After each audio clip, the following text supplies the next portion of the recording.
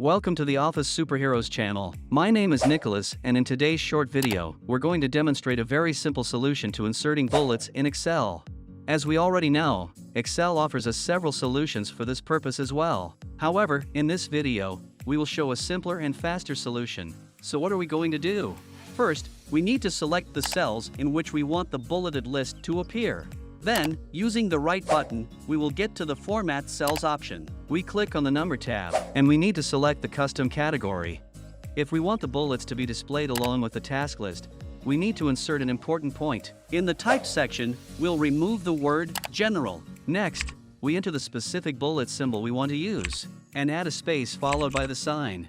When we have everything correct, we press the OK button. Great!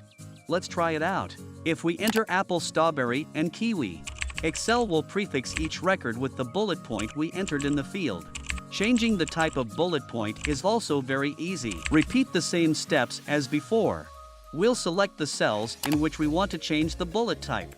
We right-click and select Format Cells. Now we need to enter the symbol we want to use in the Type field. We delete the old symbol and insert a dash in its place. Then, once we have the symbol inserted, we click OK. Excel has automatically added this bullet to the selected cells so we can add it to the text. If we change an entry in a cell, the formatted bullet will stay there.